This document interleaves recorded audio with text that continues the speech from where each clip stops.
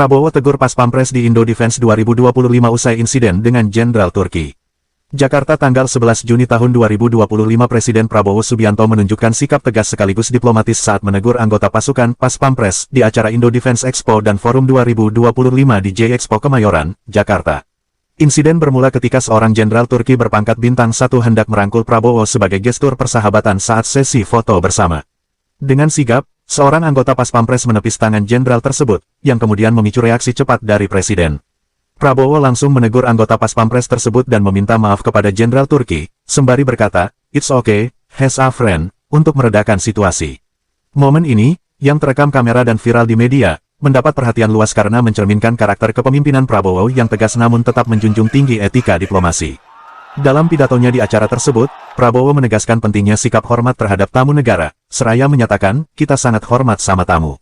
Insiden ini tidak hanya menunjukkan kewaspadaan Pas Pampres dalam menjalankan tugas pengamanan, tetapi juga kemampuan Prabowo dalam menjaga hubungan harmonis dengan delegasi asing, termasuk Turki, yang merupakan mitra strategis Indonesia di bidang industri pertahanan.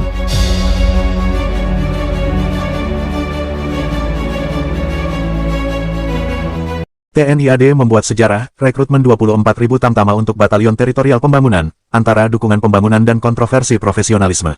Tentara Nasional Indonesia Angkatan Darat TNI AD mencatat sejarah dengan rencana merekrut 24.000 prajurit tamtama untuk membentuk Batalion Teritorial Pembangunan yang akan tersebar di 514 kabupaten kota di Indonesia. Kepala Dinas Penerangan TNI AD Kadispenat Brigjen Wahyu Yudayana menegaskan bahwa rekrutmen ini mendukung fungsi teritorial TNI, yang tidak hanya berfokus pada kemampuan tempur, tetapi juga sebagai enabler pembangunan nasional, seperti ketahanan pangan, pelayanan kesehatan, pertanian, dan peternakan. Setiap batalion akan memiliki kompi khusus untuk menjawab kebutuhan masyarakat, seperti kompi pertanian, peternakan, medis, dan ZENI, yang diharapkan dapat memperkuat ketahanan wilayah dan mendekatkan TNI dengan masyarakat, terutama di daerah terpencil. Langkah ini dipandang sebagai wujud komitmen TNI AD dalam mendukung stabilitas dan pembangunan nasional, sejalan dengan Doktrin Pertahanan Negara 2023, serta menunjukkan animo tinggi masyarakat dengan lebih dari 107.000 pendaftar pada tahun ini. Namun, rencana ambisius ini menuai kritik tajam dari koalisi masyarakat sipil untuk reformasi sektor keamanan, yang menilai bahwa tugas non-tempur seperti pertanian dan pelayanan kesehatan menyimpang dari fungsi utama TNI sebagai alat pertahanan negara.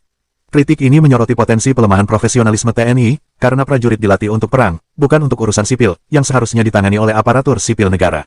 Koalisi menilai langkah ini melanggar semangat reformasi TNI dan UUD 1945, yang menegaskan pemisahan tegas antara urusan sipil dan militer, serta berpotensi tumpang tindih dengan fungsi satuan teritorial seperti Kodim dan Koramil. DPR juga menyuarakan kekhawatiran soal pemborosan anggaran dan perlunya evaluasi mendalam oleh TNI, Kementerian Pertahanan, dan Kementerian Keuangan untuk memastikan rencana ini selaras dengan prioritas nasional dan prinsip tata kelola yang baik. Dilihat dari kebaikan, rekrutmen ini memperkuat kehadiran TNI di wilayah terpencil, mendukung pembangunan nasional, dan meningkatkan ketahanan pangan serta pelayanan kesehatan masyarakat. Dengan animo pendaftar yang tinggi, langkah ini juga membuka lapangan kerja dan mempererat hubungan TNI dengan rakyat, sesuai dengan jati diri prajurit yang berasal dari rakyat. Serta keburukan, rencana ini berisiko mengaburkan batas antara tugas militer dan sipil, melemahkan fokus TNI pada kesiapan tempur, dan bertentangan dengan semangat reformasi TNI yang menuntut profesionalisme militer. Potensi pemborosan anggaran dan tumpang tindih fungsi dengan satuan teritorial yang sudah ada juga menjadi sorotan kritis. Pada di tulungan ya pada dia, tapi korban kekerasan anggota polisi pada di salah tangkap. Ya, maka terkait dengan kejadian tersebut diselesaikan secara kekeluargaan. Salah tangkap di Cianjur, ketika kopi pahit Suherli berubah jadi pukulan manis polisi. Salah tangkap lagi.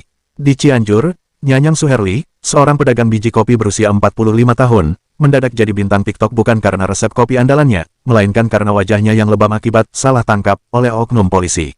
Kronologinya bermula pada tanggal 2 Juni tahun 2025, saat Suherli boncengan dengan temannya, MRI, yang ternyata buronan kasus pencurian. Di perempatan Baros, Karangtengah, tiba-tiba segerombolan polisi menyergap mereka. Suherli, yang mengira dirinya jadi korban begal, melawan dengan sikutan, mungkin refleks dari kebiasaan mengaduk kopi. Hasilnya, wajahnya babak belur, beberapa gigi hilang, dan pengakuan dianiaya oleh 6 orang, baik di lokasi penangkapan maupun di perjalanan ke Polres Cianjur.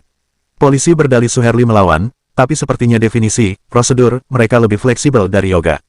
Setelah videonya viral, meminta tolong kepada Deddy Mulyadi.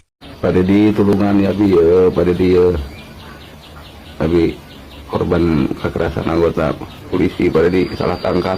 Kasus ini berakhir dengan drama perdamaian yang lebih manis dari kopi susu. Polres Cianjur minta maaf, menjamin pengobatan, dan 7 oknum polisi diperiksa, 3 diantaranya diduga paling bersemangat saat kontak fisik. Suherli memaafkan, tapi dengan syarat hukum tetap jalan, mungkin karena ia tahu kopi pahit tak seharusnya diseduh dengan kekerasan. Kini, sambil memulihkan luka dan nyeri pinggang, Suherli mungkin sedang memikirkan merek kopi baru, Espresso Ekspresi Polisi. Sementara warga Cianjur bertanya-tanya, apakah salah tangkap ini cuma kesalahan prosedur atau sekadar polisi yang terlalu haus keadilan.